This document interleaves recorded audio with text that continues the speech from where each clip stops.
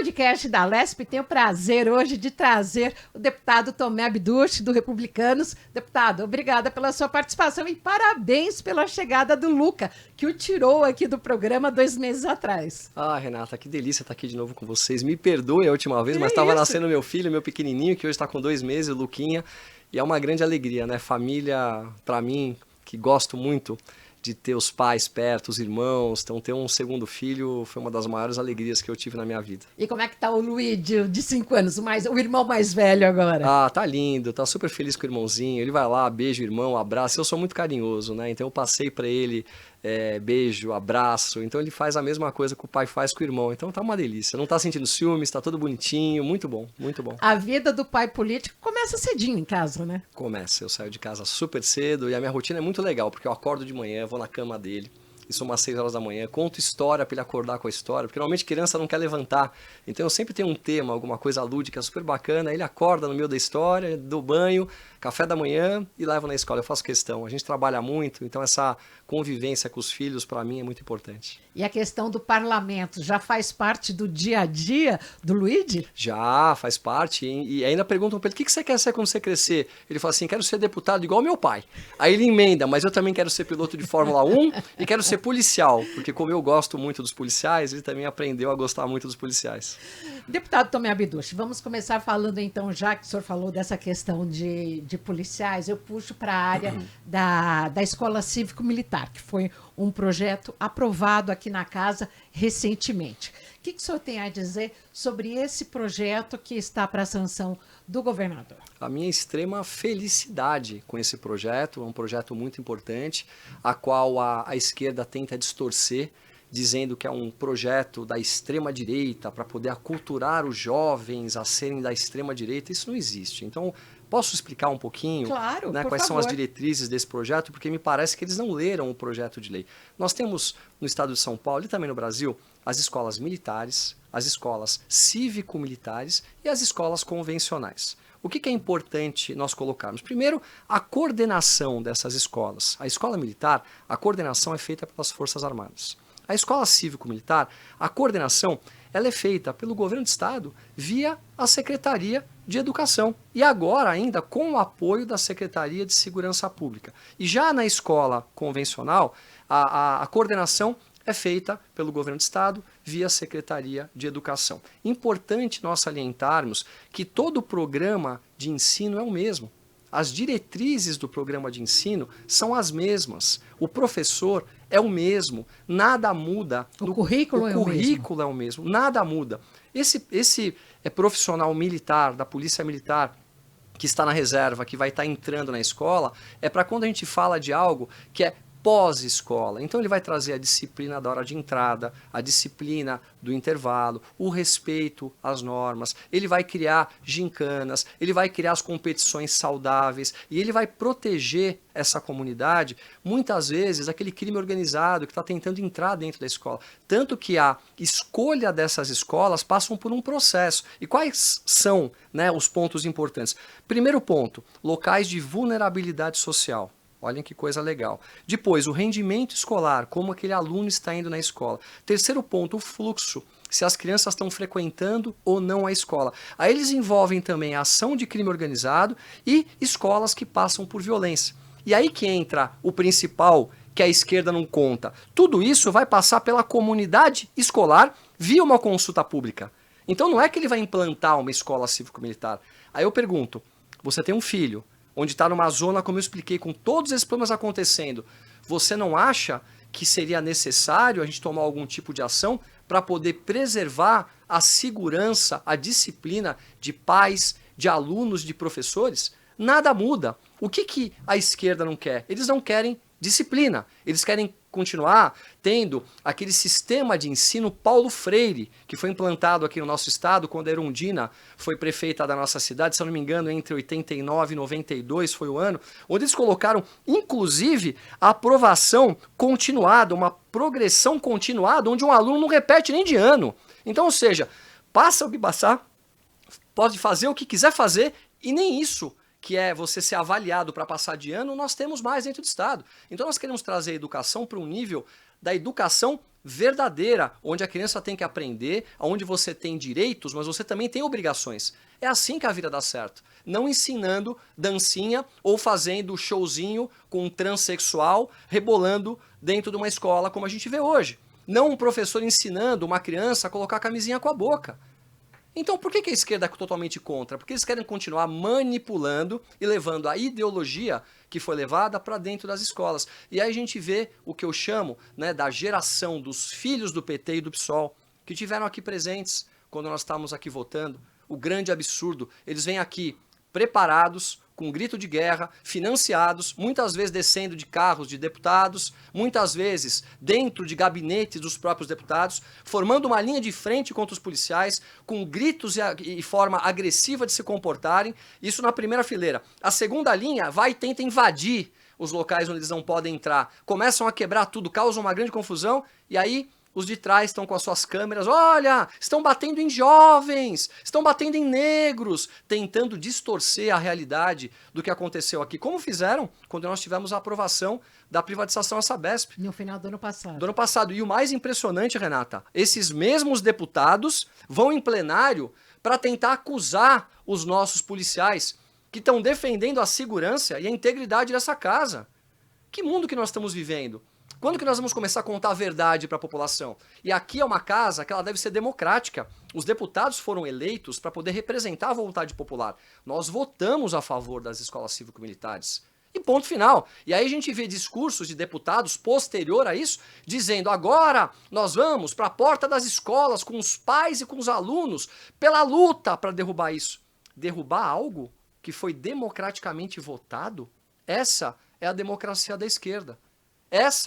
Esses são os nossos parlamentares que se dizem democratas, que se dizem progressistas, mas não querem saber de progresso. Eles querem saber de manipular essa juventude, colocar a vida deles em risco, porque a hora que você coloca jovens para afrontar policiais da maneira como eles fazem, você está colocando a vida deles em risco. E no final de tudo, estão preocupados com as suas próprias pautas. Uma tristeza. Após a sanção, passará por uma regulamentação? A criação das escolas cívico-militares? Olha, muita coisa ainda vai ter que ser regulamentada. Agora a esquerda já quer judicializar, ou seja, querem tirar o poder do parlamento de votar e levar, né, para uma instância jurídica, judicial, para tentar ver se derrubam isso. Olha a loucura do que nós estamos vivendo no país. Essa é democracia? Isso é democrático? E eles vêm com aquele papo que o processo é inconstitucional. Ué, não passou aqui na nossa casa, pela comissão, pela CCJ, pela Comissão de Justiça? Não passou? Existe alguma lei federal que proíbe que as escolas cívico-militares sejam implantadas seguindo essas normas? Eles dizem que agora os militares vão dar aula e vão cuidar da escola. Isso é mentira. Mentira. Quem cuida da escola é o diretor. O pessoal que vai estar lá, os aposentados, os reservistas, eles vão estar subordinados ao diretor da escola. O que eles não querem é disciplina. Eles querem continuar a ideologia dentro das nossas escolas e não levarem valores como respeito ao hino nacional, respeito, né, aos nossos monumentos nacionais, respeito a pai e mãe, a família, a tradição, a você saber que você tem obrigações a serem cumpridas. Tudo que as pessoas que deram certo na vida e aprenderam, fizeram. Isso nada tem a ver com as pautas da esquerda, quando eles começam a falar de descriminalização das drogas, ideologia de gênero, sexualização da infância, pautas que a maioria dos pais não querem. E é por isso que vai ter uma consulta pública. Se você não quer colocar o seu filho nessa escola, não coloque. Simples assim. Você vai ter a oportunidade de colocar em outro local. Agora, as narrativas é o que me matam, porque elas são totalmente distorcidas. As escolas serão as escolas existentes ou elas serão construídas? Depende. Elas podem ser existentes ou podem ser construídas. E o mais importante, tudo isso já está dentro do orçamento. E com a aprovação da comunidade. Nada vai ser gasto a mais. Não é que nós estamos onerando, que nem eles dizem, eles têm que pegar esse dinheiro e gastar para poder melhorar o ensino. Gente, está dentro do orçamento, nós vamos colocar um profissional ali dentro, somente para poder manter a disciplina, sendo que a escola passa, como eu já expliquei aqui, por alguns fatores que a gente avalia, rendimento escolar, né, a vulnerabilidade social. Se tiver uma única escola no município, não pode. Não é que não pode, vai ser avaliado. Essa consulta vai dizer se os pais querem ou não querem. Então entenda, eles tentam polarizar e politizar tudo que é bom para o Brasil agora. Quem está satisfeito com a educação no Brasil? Nos últimos 30 anos, a educação esteve na mão da esquerda. Quem são os jovens que nós estamos formando? O que são esses jovens? Nós não estamos conseguindo ter mão de obra qualificada para o mercado de trabalho mais. E além de tudo, eles conseguiram ainda fazer os caçadores de rescisão. Porque eles entram para trabalhar já pensando quando vão pedir essas rescisões, pedem para ser mandados embora e no momento que são mandados embora ainda vivem com o dinheiro do Estado, né, com o auxílio-desemprego. Então assim está tudo errado. Veja a educação do Japão, veja a diferença da educação que está acontecendo na Coreia do Sul, onde as crianças aprendem disciplina, raciocínio lógico, tudo que não acontece no Brasil. Eles querem continuar com a educação na mão deles, colocando, como eu já disse aqui, o modelo Paulo Freire, que já se demonstrou totalmente ineficiente e contra o bem da nação. Quando o senhor fala da questão da educação, eu lembro dos professores da rede estadual e do problema que a gente tem dos professores temporários, da falta de vagas. Como é que o senhor vê essa questão? E também, já aproveitando para falar da PEC do manejo, que quer transferir parte do que é destinado à educação para a saúde. Ah, muito bom. Bom, hoje não falta lugar em escola para nenhum jovem. Ou nenhum, todos têm os seus lugares garantidos. Eu não tenho essa informação que faltam professores em escola, tá? Eu não tenho. Aliás, o nosso governador Tarcísio tomou uma ação muito importante há pouco tempo atrás, que também é muito criticada pela esquerda, porque eles têm que encontrar alguma coisa para criticar. Ele pegou salas de aula que tem um volume de alunos pequeno e juntou com outras salas. Por quê? Aquele professor que está dando aula que de maneira desnecessária, uma vez que você tem vaga na sala ao lado, ele pode ser utilizado para algum local onde você tem a necessidade dele, mas eles também distorcem a narrativa. Olha, ele está fechando salas de aula. Na verdade, ele está trazendo eficiência. Essa questão desses 5% que estão dizendo, né, que está sendo retirado da educação para a saúde, precisa ser primeiro explicado para a sociedade. O governo federal tem uma lei federal que diz que 25% de tudo que é arrecadado com tributos deve ser direcionado para a educação. Existiu uma lei que foi feita no governo do estado de São Paulo alguns anos atrás, que sobrepõe a lei federal, que diz o seguinte: no estado de São Paulo, em vez de 25%, nós vamos utilizar 30% do valor. Então, ou seja, vou repetir aqui para ficar fácil para quem está ouvindo. 25% é lei federal e 30% é a lei aqui do nosso estado. Só que dentro desses 30% que nós estamos aqui, colocaram um jabuti.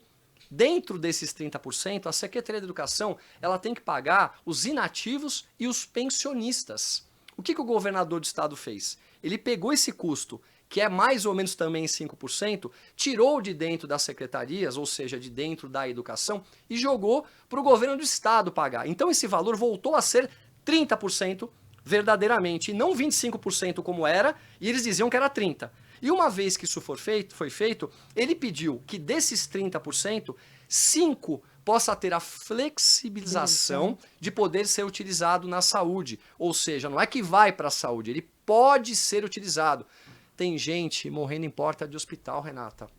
Sim. Você não sabe o que está à madrugada, as filas para exames, um pai, um filho que tem alguém dentro de casa com câncer, uma mãe que está com uma criança no colo, com febre, não consegue ser atendida com agilidade, fazer um exame dentro do hospital. E mesmo assim, eles contam uma mentira dizendo que estamos tirando o dinheiro da educação. O orçamento da educação desse ano vai ser um dos maiores orçamentos que nós tivemos.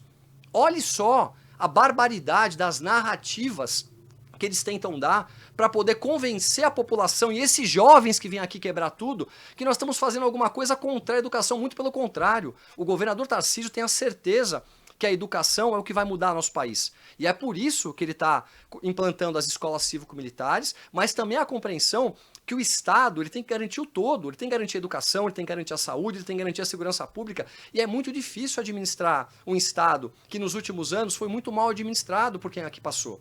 Então, vamos contar a verdade, vamos levar a transparência do que acontece e não a narrativa. A esquerda destrói e engana, contando sempre da forma que eles enxergam o mundo, o que está acontecendo, e não com a maneira transparente. Eu digo o seguinte: transparência é quando você sente, pensa e fala a mesma coisa. Eles não fazem isso. Dependendo da situação, eles vão para um caminho. Dependendo da situação, eles vão para o outro. Isso me incomoda demais.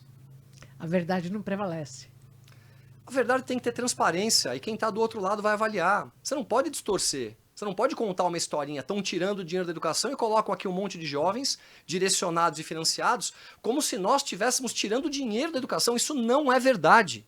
Nós precisamos levar verdade para a sociedade. Agora, quem tem alguém que eventualmente precisou de um hospital, que morreu numa fila do hospital, entende perfeitamente o que nós estamos falando. E a sociedade em si sabe o que é isso, porque eles vivem na ponta da realidade. Eles não vivem das narrativas que os progressistas tentam colocar aqui, separando a sociedade entre nós e eles. Como se houvesse aqui uma casta de pessoas que é contra o trabalho social. Muito pelo contrário, nós somos extremamente a favor do trabalho social. Só que tem que se produzir riqueza para isso. Sem produzir riqueza não tem trabalho social. Tem que ter um equilíbrio. Infelizmente, eles não têm a competência ou não querem enxergar isso. E a longevidade do brasileiro traz e agrava ainda mais essa questão da saúde pública, né? Claro, não tenha dúvida. As pessoas estão vivendo muito mais. As pessoas, antigamente, ou quando era jovem, uma pessoa de 60 anos, de 50 a 60 anos, já era um senhor de idade. Eu estou com quase 50 anos de idade.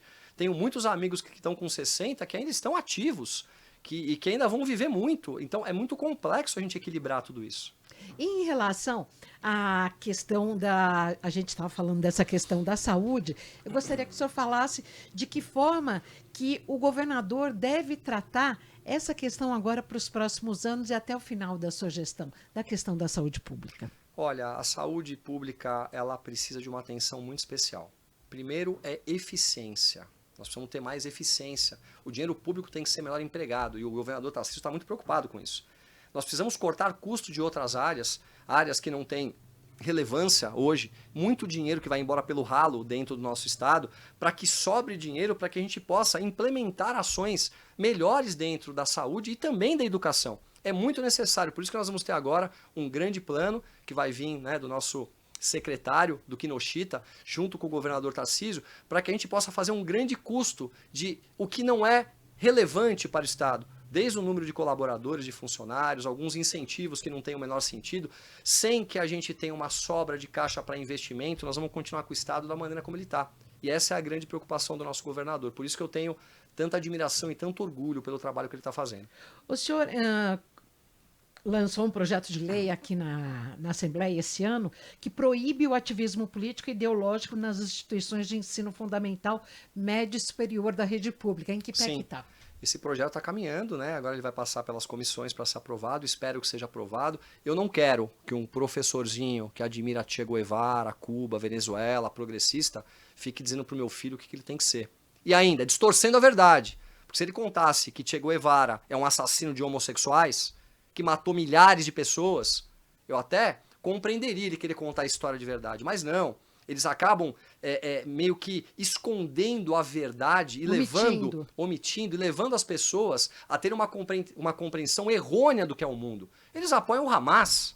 Já viu uma coisa dessa? Como que você apoia um grupo terrorista? Tem jovem gritando aí com a bandeira do Hamas. Eles não contam a realidade. Eu não estou aqui entrando no conflito Israel, Palestina, mas o Hamas é um grupo terrorista. Assassinou crianças, cortou barriga de mães, tirando bebês dos seus ventres, colocou fogo nessas crianças, matou mães e pais. Como que a gente pode ter uma geração que apoia isso, que não compreende a realidade de tudo isso? Como nós podemos ter apoio a regimes como o da Venezuela, Renata? Aquele homem é um ditador, é um assassino, destruiu o país, as pessoas não têm o que comer. Nós temos aqui o nosso presidente que recebe esse ditador e aperta a mão dele com honras de Estado. Essa é a realidade.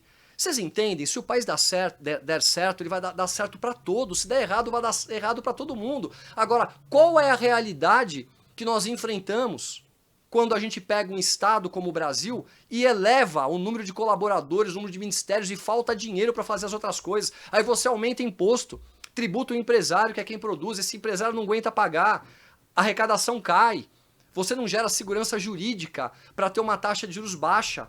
Quando você tem um país que está desequilibrado financeiramente, é que nem você na sua casa, Renata. Se você ganhar 10 mil e gastar 12, o que vai acontecer com você? Vou ficar no prejuízo, vou quebrar. Se você não tem dinheiro e vai pegar dinheiro no banco, o que acontece com a tua taxa de juros? Vai subir. Se você está capitalizado e mesmo assim precisa de um empréstimo e o banco vê que você assegura, a tua taxa de juros vai para onde? Baixa. Lá para baixo. Essa é a realidade. Administrar a nossa casa, administrar o país é muito parecido, mas eles não fazem isso. E aí falam do social. Nós estamos vendo a Amazônia queimando. Ninguém fala nada. Cadê os formadores de opinião para defender a Amazônia? Nós estamos vendo índios e Yanomamis morrendo. Cadê os formadores de opinião para defender? Nós vimos o Rio Grande do Sul agora ser devastado. Eu vi pouquíssimos ou nenhum deputado da esquerda subir aqui em plenário para pedir que a gente possa mandar ajuda para eles, arrecadar mantimentos, arrecadar o mínimo necessário para eles poderem retomar a vida deles. Cadê eles? Não estão nem aí, sabe por quê? Porque a turma do Rio Grande do Sul não é da patota. Eles não são da patota. Deixa eles se virarem sozinhos lá. Eles não precisam de nós. Essa é a grande realidade. Estão dando mais atenção para os animais que estão morrendo, que me entristece muito, do que para as pessoas que estão totalmente desabrigadas. São só pautas ideológicas. Não é esse mundo que eu quero viver. É por isso que eu me tornei deputado estadual. Eu me elegi com 221 mil votos. Eu vou continuar trabalhando para poder honrar princípios e valores, verdade, para a gente poder desenvolver a sociedade. E com desenvolvimento, cada um vai poder ser o que quiser. Para mim não importa se você é homossexual, bissexual, transexual, o que você quer fazer na sua vida, o seu direcionamento, como você pensa. O que importa é que você tenha princípios e valores de vida em sociedade. Que você respeite pai e mãe, que você respeite quem está ao seu lado. Coisa que não interessa. Eles querem separar as pessoas como tem feito nos últimos anos. Infelizmente, isso me entristece. Mas eu estou aqui para lutar contra isso. Pegando o Rio Grande do Sul, que o senhor acabou de citar, que lição que o senhor acha, ou até em conversa com o governador Tarcísio de Freitas, que lição que ele tira dessa crise? Olha, nós temos que ter, eu acho que um olhar muito atencioso, né, para todas essas mudanças climáticas que estão acontecendo no mundo. A gente vê que o tempo está mudando, realmente. Tem época que é para estar quente, está frio. Tem época que é para estar frio, está quente. Tragédias estão acontecendo no mundo todo. Então nós temos que preparar as nossas cidades. A infraestrutura da nossa cidade, ela tem que ter um olhar muito crítico para que a gente possa lidar com isso. Vou dar um exemplo. Você pega o Japão. O Japão, a gente sabe que tem terremotos acontecendo o tempo todo. As cidades não são mais destruídas. Porque os prédios tiveram uma tecnologia construtiva para poderem se precaver a esse tipo de situação. Aqui no Brasil nós vamos ter que fazer a mesma coisa. Agora, como é que faz sem dinheiro? Como é que faz quando a gente manda bilhões para uma determinada casta política e esquece de mandar esse mesmo dinheiro, que não existe, né? Porque não tem mais de onde tirar, para poder ajudar a infraestrutura? Nós temos que melhorar o nosso sistema de captação de água, nós temos que melhorar a absorção de água nas nossas cidades. Tem muita coisa para ser feita. Veja São Paulo, por exemplo.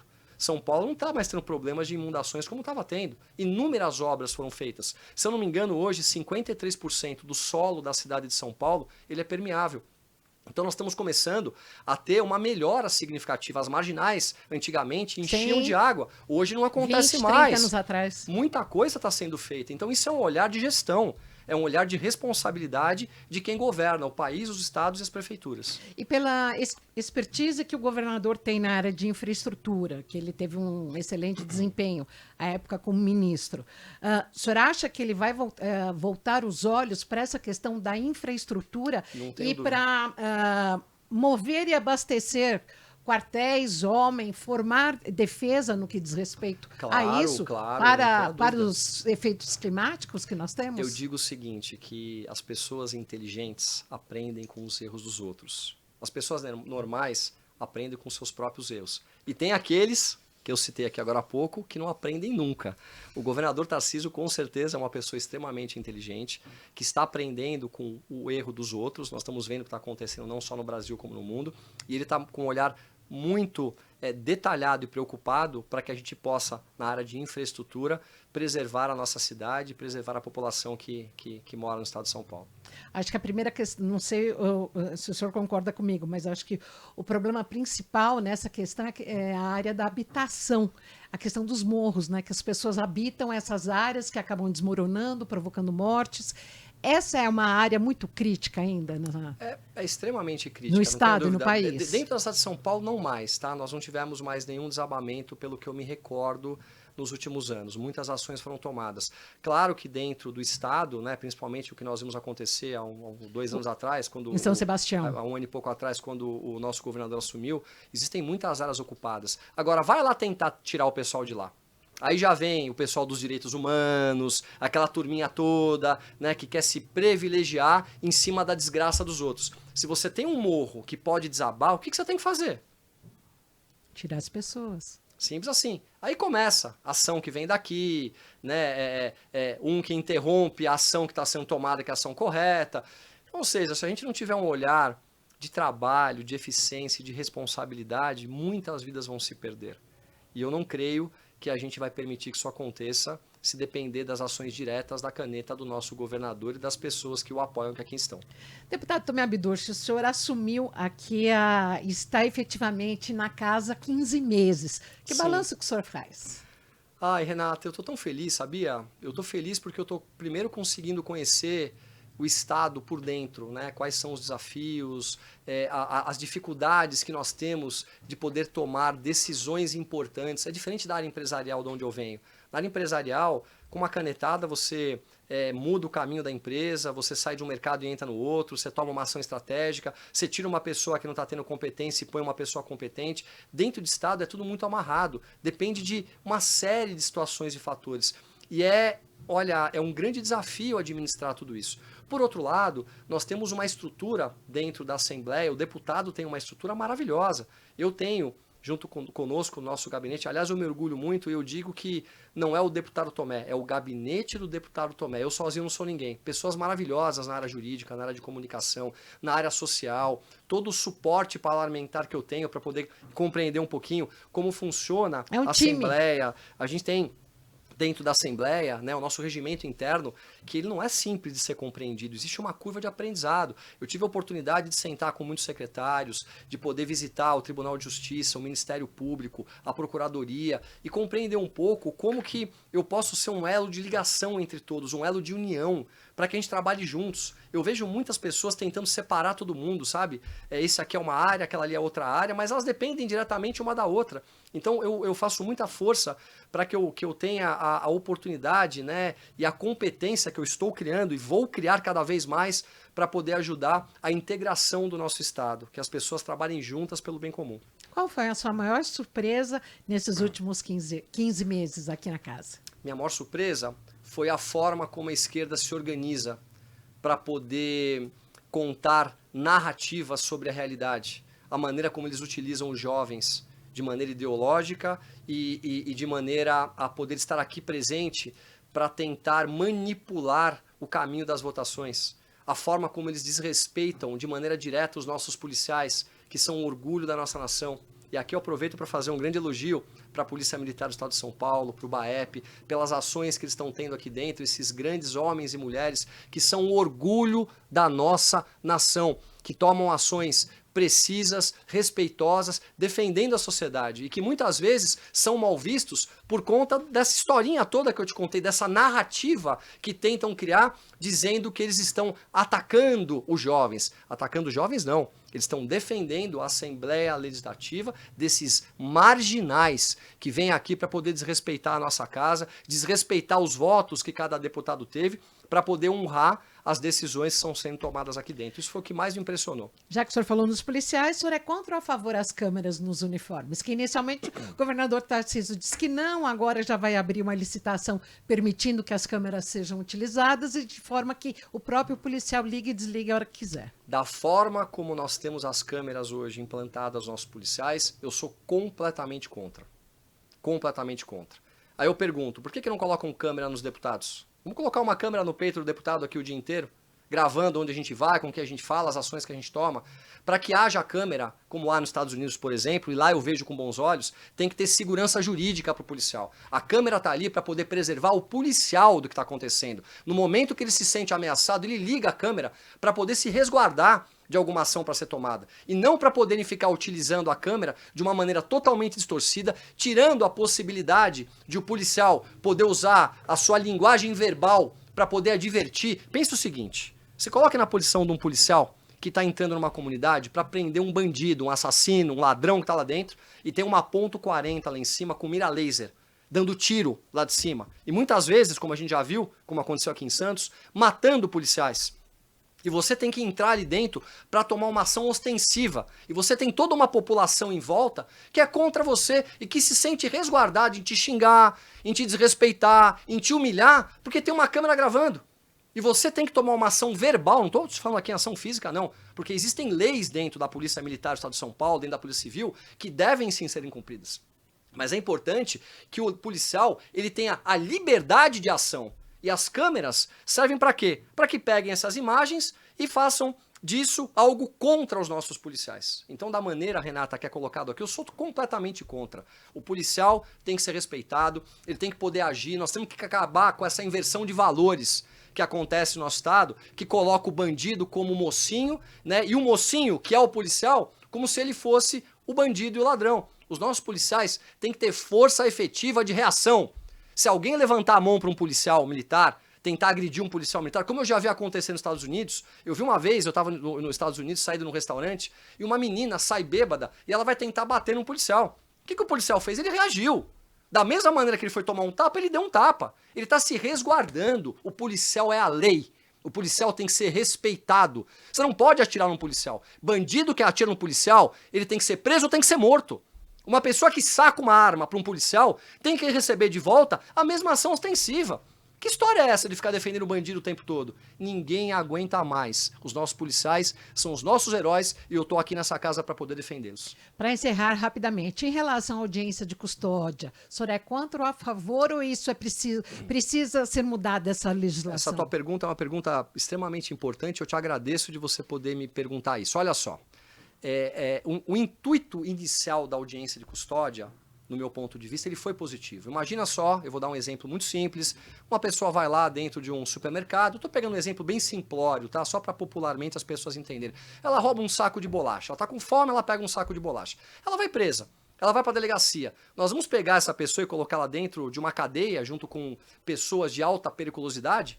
Claro que não, no dia seguinte ela vai embora para casa. Agora, quando a gente vê a audiência de custódia soltar pessoas que são reincidentes o tempo todo, ou seja, vão lá, pegam um carro parado com uma família dentro, de maneira violenta, estouram um vidro, entram dentro do carro, colocam alguma ponta na garganta de alguém, roubam o telefone celular, roubam a bolsa, deixam todo mundo transtornado, vão para a delegacia, no dia seguinte voltam para casa. E voltam para esse mesmo local para cometer o mesmo crime. São presos de novo, são presos novamente. Novamente a audiência de custódia, novamente é solto. Eu cheguei a pegar um processo, se eu não me engano, que uma pessoa em 60 dias foi presa e solta mais de 30 vezes. Precisa ser revista. É isso que a gente espera da lei? E aí nós vamos dizer que o problema está na polícia, que tem que aumentar o número de policiais. Me desculpem, nós temos que fazer com que as pessoas paguem pelos seus crimes. Os nossos policiais estão prendendo como nunca prenderam, estão trabalhando como nunca trabalharam. Agora, quando se prende e se solta, se prende e se solta, até que essa mesma pessoa cometa um crime e assassine alguém, aí a gente não tem como colocar a culpa no policial. As nossas leis federais devem ser mudadas. E os nossos juízes dos estados têm que ser um pouco mais rígidos e não ficar soltando o criminoso o tempo todo como soltam. Nós temos que ter a garantia que quando há uma reincidência, que essa pessoa fique presa. Agora, não tem cadeia para todo mundo? Vamos construir cadeia. Vamos colocar as obras das cadeias para serem feitas, vamos prender. Porque as pessoas só vão parar de cometer crimes, Renata, quando elas tiverem medo de serem presas. Hoje, ninguém tem medo de ser preso no Brasil. Chegamos aqui ao final do podcast da Alesp hoje com o deputado Tomé Abduche do Republicanos. Muito obrigada, volte sempre e não demore tanto para retornar. Olha, Renata, é sempre um prazer vir aqui. Eu acho você uma pessoa encantadora. Muito Queria obrigada. te agradecer pelo trabalho que você Muito faz. Você dá obrigada. oportunidade para que todos os deputados possam estar dando as suas opiniões de maneira clara, independente se são de direita ou de esquerda. Isso é a verdadeira democracia, então o meu respeito a você. Obrigada, e sempre que me parabéns convidar, pelo Luca. estarei presente. E volte sempre. Muito obrigado. Hoje o podcast da Alesp foi com o deputado Tomé Abduche do Republicanos. Até logo mais e muito obrigada pela sua audiência.